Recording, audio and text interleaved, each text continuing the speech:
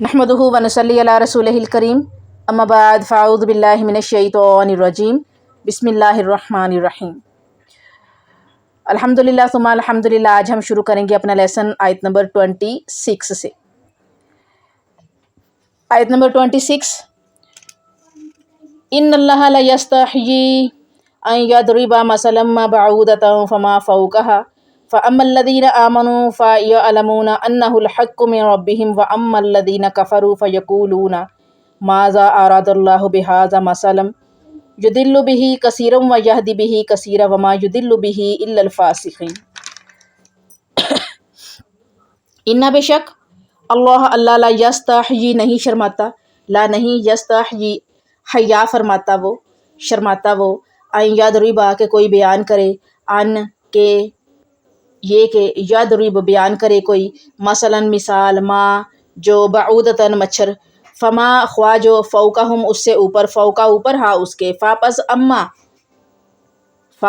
اما جو الذین وہ لوگ جو آمنوا ایمان لائے، فیعلمون پس وہ سب جانتے ہیں، انہو کہ وہ الحق حق ہے، من سے ربہم ان کے، من طرف سے اللہ ان کے رب سے، اور اما الذین جن لوگوں نے کفروا کفر کیا، فاپس یقولون وہ کہتے ہیں، ماذا کیا، ارادہ ارادہ کیا، اللہ نے بہذا اس سے، مثلا مثال، یضل وہ گمراہ کرتا ہے، بہ اس سے، کثیرن بہت لوگ، اور یہدی ہدایت دیتا ہے وہ، بہ اس سے، کثیرن بہت لوگ، اور ما نہیں، یضل بہ گمراہ کرتا ہے اس سے، الا الفاسقین مگر نافرمان۔ یقیناً اللہ تعالیٰ نہیں شرماتا کہ کوئی مثال بیان کرے مچھر کی ہو یا اس سے حقیر تر چیز کی، ایمان والے تو اسے اپنے رب کی جانب سے حق سمجھتے ہیں، اور کفار کہتے ہیں اللہ نے اس مثال کے ساتھ کیا چاہا ہے، اللہ اس کے ذریعے سے زیادہ کو گمراہ کرتا ہے اور اکثر لوگوں کو راہ ہدایت دیتا ہے اور نہیں گمراہ کرتا مگر نافرمانوں کو۔ اب پچھلی آیات سے اس کا جو تعلق ہے، ربط ہے، وہ کیا ہے کہ قرآن مجید کی ابتدا میں مرکزی اور بنیادی باتوں کا تذکرہ ہوا، یہاں قرآن مجید میں بیان ہونے والی مثال کی وضاحت اور ان کے رد عمل کا بیان ہے۔ قرآن مجید میں جو پیش ہوئی نا مثال، تو وہ مثال کی وضاحت ہے اور ان کے رد عمل کا بیان ہے۔ انسانی فطرت شروع سے اس بات کی متقاضی رہی ہے، یعنی انسانی فطرت کا شروع سے ہی یہ تقاضا رہا ہے کہ جو بات مشکل یا لطیف ہو، یعنی کہ خوبصورت ہو، وہ مثال کے ذریعے سمجھائی جائے، تو نہ صرف بات اس کی سمجھ میں آ جاتی ہے بلکہ وہ آدمی کو مدت تک یاد رہتی ہے۔ فطرت کے اس تقاضے اور فہم کی آسانی کے لیے، سمجھنے میں آسانی کے لیے، قرآن مجید میں کئی مسائل کو امثال کے ذریعے سمجھایا گیا ہے، مثالوں کے ذریعے سمجھایا گیا ہے، بالخصوص یعنی کہ خاص طور پر توحید کی حقانیت، توحید کا حق ہونا، اور شرک کی ناپائیداری یعنی شرک کا عارضی ہونا، اور بے ذاتی سمجھانے کے لیے، یعنی شرک کی ناپائیداری کہ شرک پائیدار نہیں ہے، ٹوٹ جانا ہے غرور اس کا، ٹھیک ہے۔ تو اس کو سمجھانے کے لیے جب یہ مثال دی گئی کہ شرک کا عقیدہ اور اس کے متعلقات یعنی اس کے متعلق تمام تر چیزیں مکڑی کے جالے کی طرح ہیں، ناپائیدار، کمزور، جیسے مضبوط چھت کے ہوتے ہوئے مکڑی کا تانا بانا کمزور ہوتا ہے۔ اس کا ذکر سورہ العنکبوت آیت نمبر 41 میں آیا ہے کہ جو مکڑی کا جالا ہے نا، مکڑی کا تانا بانا ہے، جو نہ ہوا کو روکتا ہے، نہ ہی مکڑی کا سردی اور گرمی میں دفاع کرتا ہے، بلکہ معمولی ہوا بھی جالے سمیت مکڑی کو اٹھا کر دور پھینک دیتی ہے۔ یہی والی چیز مشرک کے عقیدے کی مثال ہے کہ اللہ تعالیٰ کا مضبوط سہارا چھوڑ کر کبھی مردوں کو پکارتا ہے اور کبھی بے جان چیزوں کو جیسے شجر اور حجر کو وسیلہ بناتا ہے، درختوں کو اور پتھروں کو وسیلہ بناتا ہے، جیسے کہ ہندو کرتے ہیں، ٹھیک ہے۔ وہ درختوں میں کے آگے جو ہے وہ بت رکھ کے اس کے اوپر سرخ سندور سا لگا کے اسی کو بھگوان مان لیتے ہیں، پھر وہ پتھروں کی مورتیاں تراش کے اس کو رکھ کے تو کوئی کالی ماتا، کوئی چٹی ماتا، کوئی نیلی ماتا، کوئی پیلی ماتا، ٹھیک ہے۔ اور اسی طرح سے پچھلے زمانے میں لات اور حبل اور اس طرح کے بت تھے 4 بڑے مشہور جن کی پوجا ہوا کرتی تھی. حالانکہ معبود جو ہے ان باطل سے، معبودان باطل سے مکی کوئی چیز اٹھا کر لے جائے تو وہ اس سے واپس نہیں لے سکتے.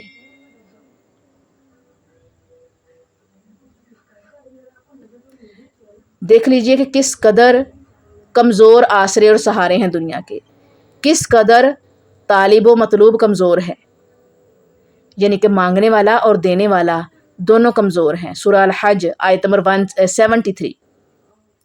طالب اور مطلوب، مانگنے والا اور دینے والا، یعنی مانگنے والا وہ جو پجاری بیٹھا ہوا ہے اور دینے والے کو سمجھ رہا ہے کہ جی یہ بت مجھے دے گا، یہ شجر یا حجر درخت یا پتھر مجھے دیں گے، تو وہ کیا ہے کہ بڑے کمزور آسرے اور سہارے ہیں.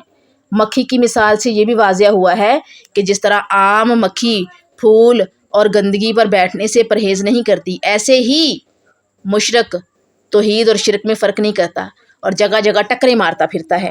چاہیے تو یہ تھا کہ مشرک اور کافر ان مثالوں پر غور کرتے ہوئے اپنے باطل نظریہ پر نظر ثانی کرتے، یعنی جو ان کا غلط نظریہ ہے اس پر وہ ایک اور نظر اور ڈالتے. الٹا انہوں نے یہ کہا کہ رب جلیل کو اتنی حقیر چیزوں کی مثال نہیں دینا چاہیے تھی. یہ امثال ذات کبریا کو زیبا نہیں تھی، یعنی کہ جو اللہ تعالیٰ کی ذات ہے، عظیم ذات ہے، تو یہ چھوٹی سی مثال اللہ تعالیٰ کی ذات کے لیے جو ہے وہ صحیح نہیں تھی. اس کے جواب میں کیا فرمایا گیا ہے؟ فرمایا جا رہا ہے کہ مخلوق ہونے کے ناطے تم سب یکساں ہو. اللہ تعالیٰ چھوٹی بڑی مخلوق کا واحد خالق ہے. اس فرق کو سمجھنے کے لیے ذرا اپنی طرف غور کیجئے کہ ایک باپ کے بچے حسن و جمال، طاقت اور صلاحیت اور اخلاق اور کردار کے اعتبار سے ایک جیسے نہیں ہوتے. اس کے باوجود باپ ہونے کے ناطے وہ سب کے ساتھ ایک جیسا پیار کرتا ہے، بلکہ فطرتاً کمزور اولاد کے ساتھ زیادہ شفقت و محبت کرتا ہے باپ. جب فطرت تمہیں ایسا کرنے پر مجبور کرتی ہے تو خالق اپنی مخلوق کو کیوں حقیر سمجھے؟ وہ تو سب سے زیادہ رحیم و کریم ہے. قرآن نے مچھر کی مثال بیان نہیں کی، صرف اشارہ فرما کر کفار کو چوکنا اور ذلیل کیا ہے کہ یہ اللہ تعالیٰ کی مرضی ہے کہ کسی چیز کی مثال بیان کرے یا اس کی طرف اشارہ فرمائے. بہرحال ساری کی ساری مخلوق اسی کی ہے. خالق اپنی مخلوق کے تذکرہ میں آر نہیں سمجھتا، شرم محسوس نہیں کرتا. فرق صرف اتنا ہے کہ ایمانداروں کے ایمان میں اضافہ ہوتا ہے اور انکار کرنے والوں کا کفر اور تکبر اور زیادہ ہو جاتا ہے. اللہ ہر چیز کا مالک ہے، خالق ہے. وہ چیز مادی ہو یا روحانی، انسان کو نظر آئے یا اس کی آنکھیں اسے دیکھنے سے قاصر ہوں، سب کی سب اللہ تعالیٰ کی ملکیت ہے، اس کے اختیار میں ہے، اس کے قبضہ قدرت میں ہے. اس لیے وہ ہدایت اور گمراہی کو اپنی ملکیت قرار دے کر اسے اپنی طرف منسوب کرتا ہے کہ میں جس کو چاہے ہدایت دوں اور جس کو چاہے گمراہ کر دوں. لیکن اللہ تعالیٰ لوگوں کو ہدایت کا طلبگار ہے، اسی لیے اس نے انبیاء بھیجے اور کتابیں نازل فرمائی تاکہ لوگ ہدایت پا جائیں. لیکن لوگوں کی اکثریت ہمیشہ گمراہی کو پسند کرتی رہی ہے. کیونکہ اللہ تعالیٰ نے ہدایت کو اختیاری قرار دیا ہے. وہ جبراً کسی کو ہدایت دیتا اور نہ گمراہ کرتا ہے. اللہ تعالیٰ جبراً کسی کو ہدایت نہیں دیتا، نہ گمراہ کرتا ہے. جس کے دل میں چاہ ہوتی اسی کو ہدایت دیتا ہے، ورنہ گمراہی میں بھٹکا دیتا ہے، کیونکہ وہ گمراہ ہو رہا ہوتا ہے. اس لحاظ سے جو دلو کا معنی ہوگا کہ جو گمراہ ہونا چاہتا ہے اسے وہ گمراہی میں آگے بڑھنے دیتا ہے. پوائنٹ نمبر 1 ہے اس میں جو مسائل ہیں کہ اللہ تعالیٰ اپنی مخلوق میں سے کوئی مثال دینے میں آر محسوس نہیں کرتا. اللہ تعالیٰ کی بیان کردہ مثال پر ایمان والوں کا ایمان بڑھتا ہے اور کافر مزید گمراہ ہو جاتے ہیں. پوائنٹ نمبر 3 ہے اللہ تعالیٰ کے ارشاد پر اعتراض کرنے والا فاسق ہوتا ہے. اور پوائنٹ نمبر 4 کیا ہے کہ فاسق ہدایت پانے کی بجائے مزید گمراہ ہو جاتا ہے. تفسیر بالقرآن میں یہ سارا معاملہ، یہ سارے پوائنٹس آئے ہیں. توحید و شرک کے بارے میں چند مثالیں ہیں. سورہ زمر آیت نمبر 29 ہے، ایک غلام کے 2 مالک ہوں تو کیا ہو. اور پوائنٹ نمبر 2 ہے نکارہ اور کارآمد غلام کی مثال، سورہ نحل آیت نمبر 76. اور سورہ الحج آیت نمبر 31 میں ہے کہ مشرک کی تباہی کی مثال بھی دی گئی ہے، اللہ نے دی ہے. نکارہ اور کارآمد غلام کی مثال دی ہے. ایک غلام کے 2 مالک ہوں تو اس کی مثال دی ہے. معبودوں اور مکھی کی مثال دی ہے، سورہ الحج آیت نمبر 73 سے. دھوپ اور سایہ کی مثال دی ہے، سورہ فاطر آیت نمبر 21 میں سے. اندھیرے اور روشنی کی مثال دی ہے، سورہ فاطر آیت نمبر 20 میں سے. اندھے بہرے دیدے اور سننے والے کی مثال سورہ ہود آیت نمبر 24 میں سے دی ہے. आगे आयत नंबर 27 देखिएगा, अल्लज़ीना यंकुदूना अहदल्लाहि मिन बादिही मीसाकिही व यक़तऊना मा अमरल्लाहु बिही अन युसला व युफ़सिदूना फ़िल अर्द उलाइका हुमुल ख़ासिरून। अल्लज़ीना वो लोग, जो पहले भी बताया कि अल्लज़ीना के मानी पूरे कुरान में जो लोग ही आएगा। यंकुदूना तोड़ते हैं वो सब, अहदा वादा अल्लाह अल्लाह का, मिन से बाद मीसाकी पुख्ता इरादा, मिसाके ही पुख्ता इकरार, पुख्ता अहद, व और यकताऊना काटते हैं वो सब, माँ जो अमरा हुक्म दिया अल्लाह अल्लाह ने बिही उससे, अयुसला कि वो जोड़े रखे, व और युफसिदूना और वो सब फसाद करते हैं, फ़ी में अर्दी ज़मीन, उलाई का वही लोग हैं, हम वो अल खासिरूना नुकसान उठाने वाले। ट्रांसलेशन है इसकी, जो लोग अल्लाह ताला से किए हुए पुख्ता अहद को तोड़ देते हैं और जिन रिश्तों को जोड़ने का हुक्म दिया उन्हें काटते हैं और ज़मीन में फसाद फैलाते हैं, यही लोग नुकसान उठाने वाले हैं। पिछले जो आयतें हैं उससे उसका जो ताल्लुक़ है, नाता है, वो ये है कि जैसा कि पहले ज़िक्र किया जा चुका है कि कुरान मजीद की इब्तिदा और अल-बकरा के आगाज़ में, सूरह अल-बकरा के आगाज़ में इब्तिदाई बुनियादी और मरकज़ी बातों का बयान हुआ है। यहाँ इस अहद का जिक्र हो रहा है जिसकी पासदारी का हुक्म है, जो रोज़े अव्वल ही से बनी नौ इंसान से लिया गया था। तमाम मुफस्सरीन ने अल्लाह के अहद से मुराद वही अहद लिया है जिसका तफसीली तज़किरा सूरह अराफ आयत नंबर 172 में आया है, जिसका खुलासा कुछ ये है। गौर से सुनिएगा ज़रा, किस अहद की बात हो रही है, गौर से। और जब मैं कहूँ ना गौर से सुने तो वाक़तन थोड़ा सा कान खोल लिया करें। जिसका तफसीली तज़किरा सूरह अराफ आयत नंबर 172 में आया है, जिसका खुलासा ये है कि जब अल्लाह ताला ने हज़रत आदम अलैहिस्सलाम को पैदा फरमाया तो आदम अलैहिस्सलाम और उसकी पूरी औलाद से अहद लिया कि क्या मैं तुम्हारा रब हूँ। सब ने अहद किया कि तू ही हमारा रब है। उसी अहद की याद और वफादारी के लिए अम्बिया उज़्ज़ाम, अम्बिया कराम अलैहिस्सलाम मबूस फरमाए गए, जिन्होंने हर अंदाज से तजदीद अहद और उसके तकाज़े पूरे करने के लिए लोगों को आमादा करने की कोशिशें फरमाई। यानी कि अपने अहद की तजदीद की, नया किया उसको, और उसके तकाज़े पूरे करने के लिए लोगों को आमादा करने की कोशिशें की। लेकिन हर दौर की अक्सरियत ने इस अहद की पासदारी करने की बजाय क्या किया, कुफ्र व शिरक किया और नाफरमानी और सरकशी को इख्तियार किया। हालांकि ये अहद इंसान की जबलत में इस हद तक रचा बसा है कि इंसान के इंतहा दर्जे के मुशरिक काफिर को भी शिरक और उसके कुफर की निशानदही की जाए तो वो चौंक उठता है और उससे इनकार करता है। क्यों? क्योंकि शिरक और कुफर फितरत के खिलाफ है और तौहीद फितरत की आवाज़ है।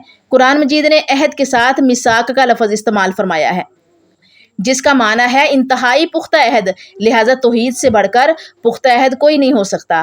फितरत के खिलाफ करना, रिश्तेदारियों को तोड़ना, बाहमी मोहब्बतों को कता करना और अहद शिकनी करना, ये अमूर फसाद की जड़ हैं। ये सारे काम फसाद की जड़ हैं और दुनिया में इन्हीं की वजह से फसाद बर्पा होता है।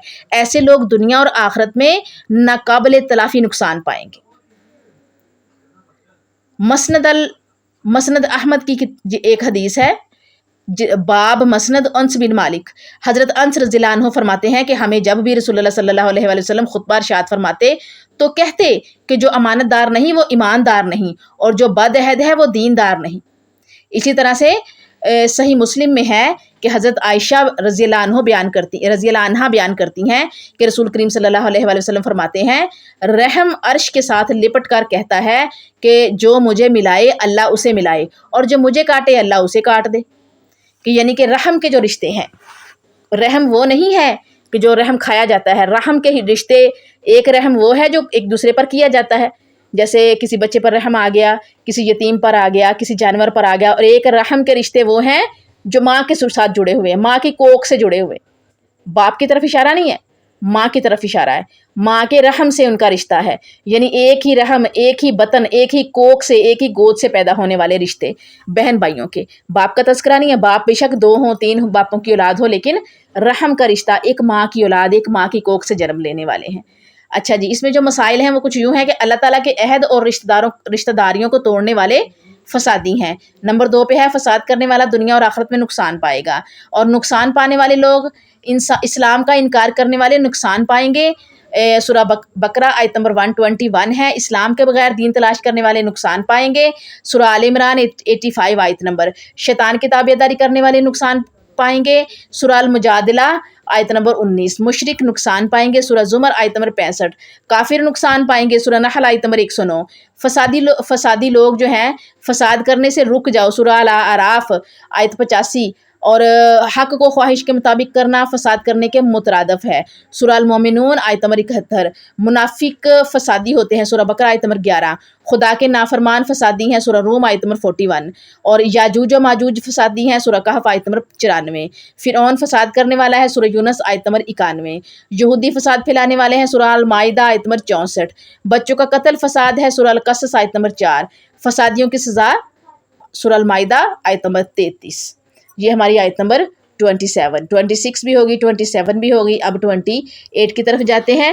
کیفا کس طرح تکفرون تم کفر کرتے ہو باللہ اللہ کا وا اور تم تھے امواتن بے جان، فاپس احیاکم سو اس نے تمہیں زندگی بخشی، ثم پھر یمیتکم تو وہ تمہیں مارے گا، ثم پھر یحیی زندہ کرے گا کم تمہیں، ثم پھر الی طرف ہی اس کی ترجعون تم لوٹائے جاؤ گے۔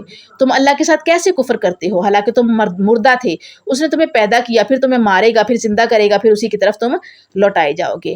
پچھلی آیات سے اس کا کنیکشن کچھ یہ ہے کہ بنی آدم کا اللہ تعالیٰ سے کیا ہوا عہد توڑنے یعنی توحید کا انکار کرنے کا کوئی جواز نہیں، اس پر سوالیہ انداز میں تنبیہ کیا جا رہا ہے، انتباہ کیا گیا ہے کہ تمہارے پاس اس سے انکار کی کوئی عقلی، نقلی اور فطری دلیل نہیں ہے۔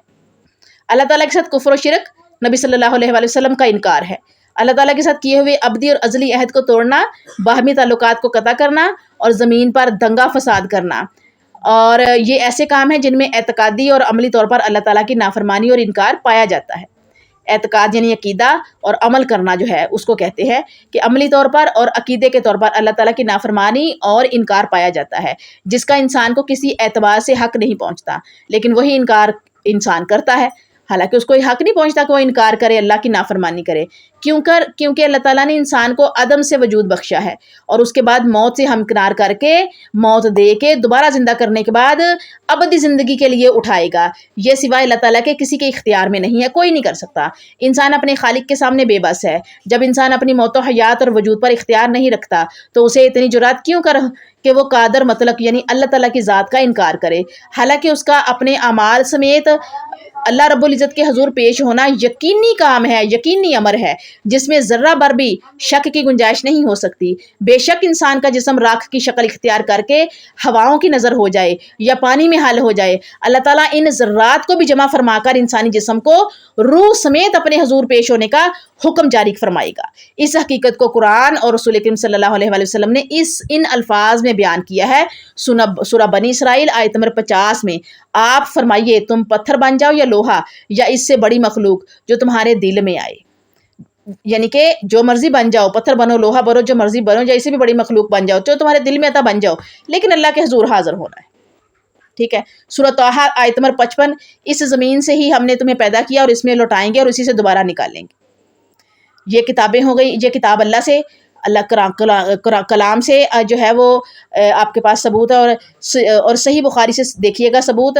حضرت ابو ہریرہ رضی اللہ عنہ بیان کرتے ہیں کہ نبی کریم صلی اللہ علیہ وآلہ وسلم نے فرمایا کہ ایک آدمی اپنے آپ پر بڑا ظلم و ستم کرتا ہے۔ موت کے قریب اس نے اپنے بیٹوں کو کہا جب میں فوت ہو جاؤں تو میری لاش کو جلا کر راکھ ہواؤں میں اڑا دینا، اللہ کی قسم اگر مجھ پر میرے رب نے قابو پا لیا تو مجھے ایسا عذاب دے گا کہ اس سے پہلے اس نے کسی کو عذاب نہ دیا ہوگا۔ چنانچہ اس کی موت پر اس کے ساتھ ایسے ہی کیا گیا۔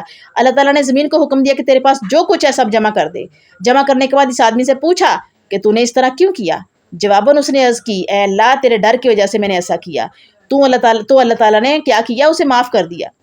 جہنمیوں کا اعتراف ہے سورہ مومن آیت نمبر 11 میں، کہیں گے اے ہمارے رب تو نے ہمیں 2 مرتبہ موت دی اور 2 مرتبہ زندہ کیا، ہم اپنے گناہوں کا اعتراف کرتے ہیں تو کیا یہاں سے نکلنے کی کوئی راہ ہے؟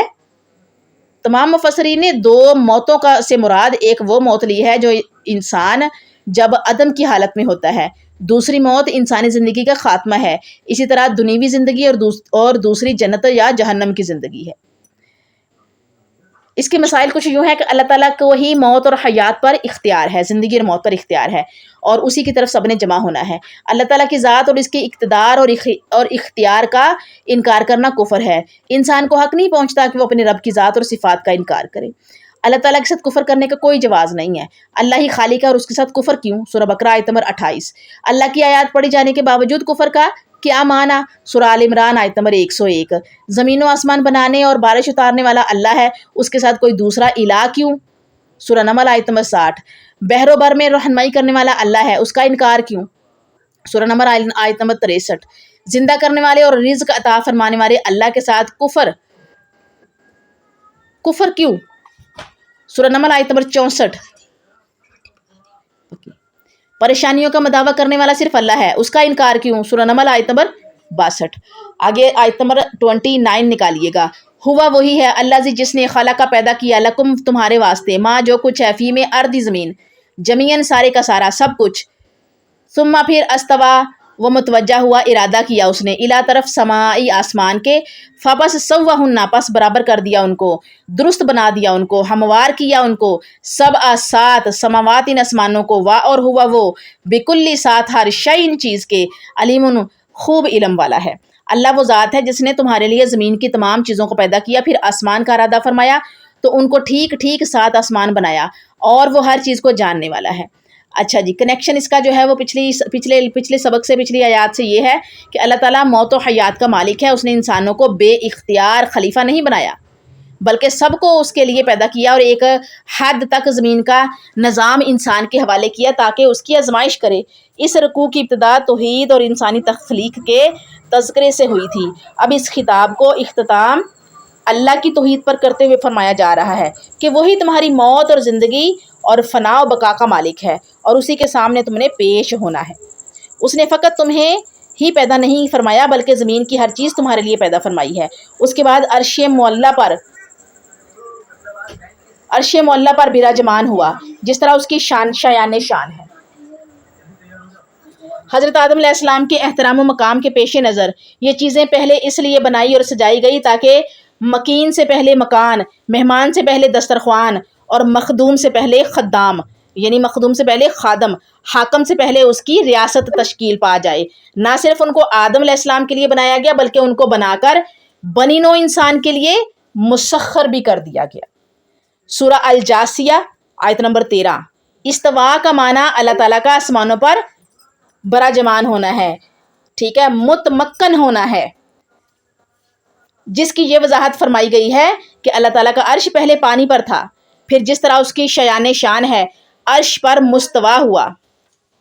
آیت کے آخر میں واضح کر دیا گیا ہے کہ اے انسان، اللہ تعالیٰ کا آسمانوں کے اوپر عرش پر استوا ہونے کا یہ معنی نہیں کہ اب وہ زمین اور اس کے مافیا سے بے خبر ہے، نہیں، کان کھول کر سن لو، اللہ تعالیٰ پل پل کی خبر اور ہر چیز کا علم رکھنے والا ہے۔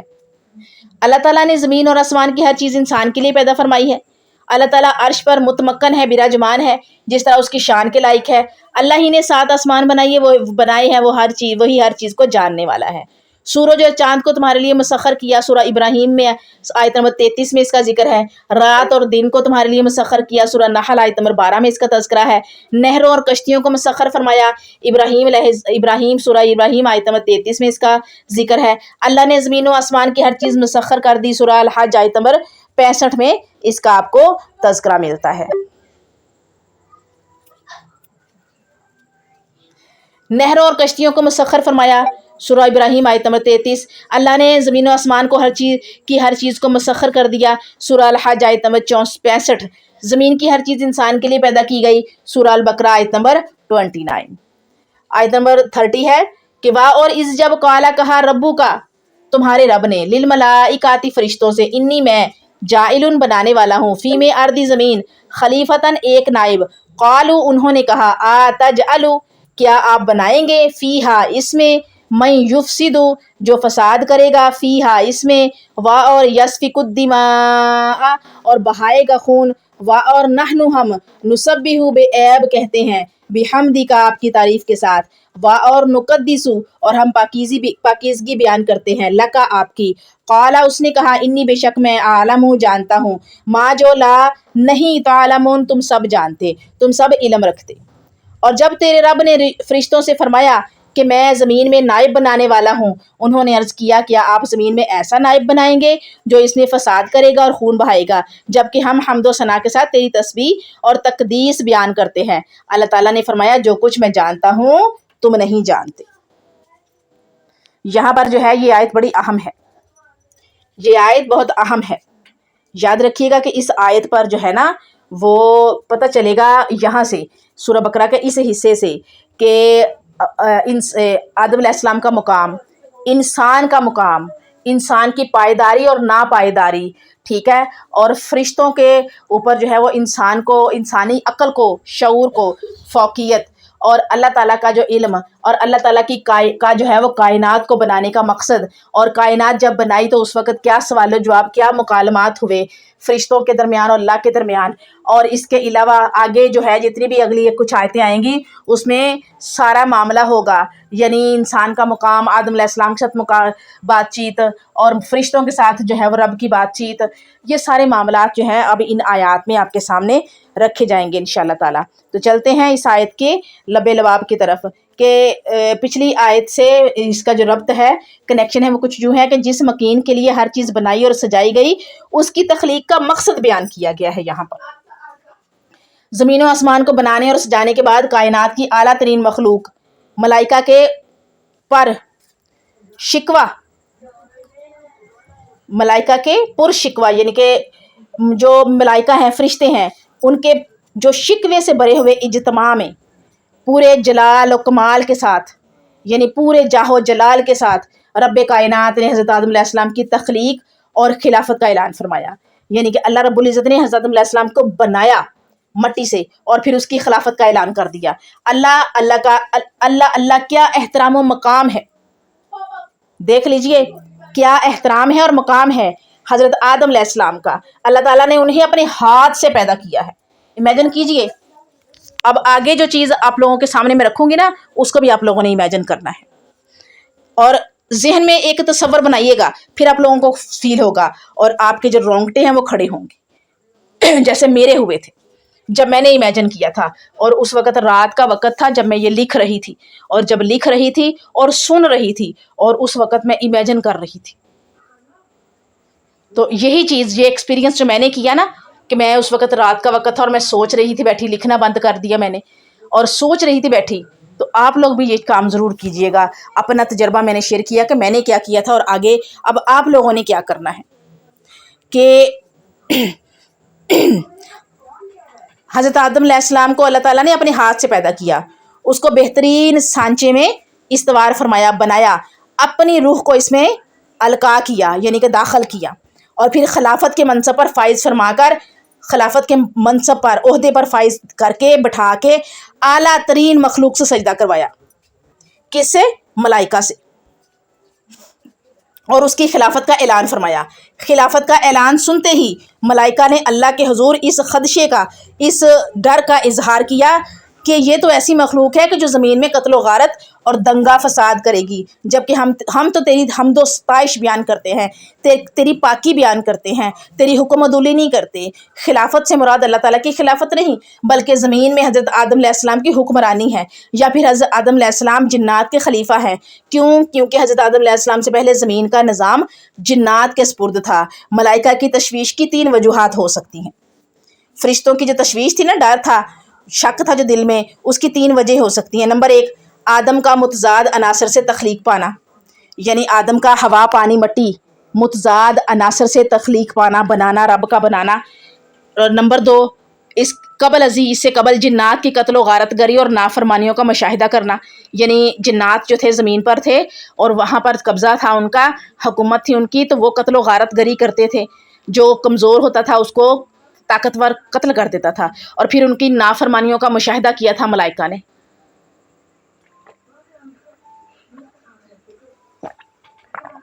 نمبر 3، آدم کا اعلیٰ منصب پر فائز ہونا، اعلیٰ عہدے پر فائز ہونا اور اس کو وسیع اختیارات ملنا۔ بعض مفسرین نے ملائکہ کے اس خدشے سے یہ چیز لی ہے کہ وہ خود خلافت کے منصب کے امیدوار تھے، جس کی وجہ سے انہوں نے جناب آدم علیہ السلام کی تخلیق اور تقرری پر اعتراض کیا تھا۔ لیکن ایک چیز یہاں پر ہے کہ جو ملائکہ تھے نا، جو فرشتے ہیں، وہ حرص، ہوس اور رشک اور حسد سے پاک کیے گئے ہیں، اس لیے یہ کہنا غلط ہے، اور ایسا کہنے کی ان کے پاس کوئی دلیل بھی نہیں ہے۔ جو بعض مفسرین نے کہا ہے نا کہ وہ خود یہ منصب لینا چاہتے تھے، تو یہ جو ہے نا اس لیے میں نے آپ کے سامنے رکھا کہ بعض نے یہ کہا ہے، اکثر نے یہ نہیں کہا. یہ ایک لاجیکلی چیز ہے کہ جب ہم ملائکہ حرص و حوث، لالچ، رشک، حسد سے پاک کیے گئے ہیں، تو اس لیے ان کے لیے یہ کہنا غلط ہے. ایسا کہنے کی ان کے پاس کوئی دلیل بھی نہیں ہے. پھر کسی کی کیا مجال کہ وہ اللہ کے کسی کام پر اعتراضانہ گفتگو کر سکے. سورہ الانبیاء آیت نمبر 23 میں ہے کہ اللہ تعالیٰ کے کسی کام پر سوال نہیں ہوتا، البتہ مخلوق سے ایک سوال کیا جاتا ہے. وَكُنْتُمْ تَكْتُمُونَ کا مفہوم جاننے کے لیے ہر شعور والا سمجھتا ہے کہ جب چھوٹا آدمی کسی بڑی آدمی کے سامنے اس کے فرمان یا کام پر اظہار خیال کرتا ہے نا، بے شک اس ہستی نے ہی اظہار خیال یا تبصرہ کا موقع فراہم کیا ہو، تو پھر بھی چھوٹا آدمی نہایت ادب اور دبی زبان بلکہ اکثر دفعہ اشارے کنائے سے بات کرتا ہے. یہاں بھی جو سلسلہ کلام سے اندازہ ہوتا ہے کہ ملائکہ نے ذات کبریا یعنی کہ اللہ تعالیٰ کی ذات جو ہے اس کے حضور چند الفاظ اور معمولی جذبات کا اظہار کیا تھا، جس کے بارے میں قرآن جس کے بارے میں فرمایا گیا ہے کہ جو تم نے چھپایا میں اسے بھی جانتا ہوں. کچھ لوگوں نے ملائکہ کے سامنے تخلیق آدم کے تذکرے کو اللہ تعالیٰ کی طرف سے مشاورت کا رنگ دینے کی کوشش کی ہے. ذات کبریا، اللہ تعالیٰ کی ذات کے متعلق مشورہ کے لفظ استعمال کرنا کئی لحاظ سے محض نظر اور اس سے گستاخی کا پہلو نکلتا ہے. کیوں؟ کیونکہ مشورہ کرنے میں کسی نہ کسی طرح سطح پر حاجت اور کمزوری پائی جاتی ہے، جبکہ اللہ تعالیٰ تو اس کمزوری سے اور حاجت سے جو ہے وہ بری ہے. اللہ واحد ذات ہے جو ہر چیز کا خالق، مالک، رازق ہے. اگر مشورہ لینے والے میں کسی قسم کی کمزوری نہ بھی ہو اور وہ دل جوئی کے لیے دوسرے سے مشورہ لے رہا ہے، تو اس دل جوئی کے پیچھے بھی مروت قائم رکھنے کی محتاجی پائی جاتی ہے. اللہ محتاجی سے پاک ہے. اللہ تعالیٰ ان تمام حاجتوں اور احتیاطوں سے مبرہ ہے، پاک ہے. میرے نقطہ نگاہ سے تخلیق آدم کے تذکرے کو ایک اطلاع اور شاہانہ سرکاری اعلان کہنا چاہیے. میرے نقطہ نظر سے حضرت آدم علیہ السلام کی جو تخلیق کا تذکرہ کیا ہے، ذکر کیا ہے نا، وہ ایک اطلاع یا پھر شاہانہ سرکاری اعلان اسے کہنا چاہیے. اس بنا پر ہی ملائکہ کے اظہار تشویش یعنی کہ تشویش کا اظہار فرمایا گیا کہ تمہیں کیا معلوم، میں سب کچھ اور بہتر جانتا ہوں. اللہ نے کہا کہ تم کیا جانو، میں جانتا ہوں اور سب کچھ اور بہتر جانتا ہوں. انسان زمین میں اللہ تعالیٰ کی طرف سے حکمران ہے، اسے دنگا فساد کرنے کی بجائے خلافت کا حق ادا کرنا چاہیے. ملائکہ ہر دم اللہ تعالیٰ کی تسبیح و تحلیل کرتے ہیں. اللہ تعالیٰ ہر چیز کا علم رکھنے والا ہے. خلافت اور اس کی ذمہ داریاں کچھ یوں ہیں. سورہ نور آیت نمبر 55 میں ہے، خلافت نیک لوگوں کا استحقاق یعنی حق ہے. اور اسی طرح سے سورہ انعام آیت نمبر 165 میں ہے، خلافت آزمائش ہے. سورہ انعام آیت نمبر 133 میں ہے، سورہ انعام اور سورہ اعراف آیت نمبر 133 اور 129، خلافت اللہ ہی عطا کرتا ہے. یہ ہے جی ہماری آیت نمبر 26-7، ٹھیک ہے، 8، 9 اور 10، یعنی کہ 26، 27، 28، 29 اینڈ 30. یہ 5 آیات ہیں، لمبی لمبی ہیں، تو ہم اسی پر جو ہے وہ اتفاق کرتے ہیں. 31ویں آیت پڑھنی ہے یا نہیں پڑھنی، یہ بتائیے.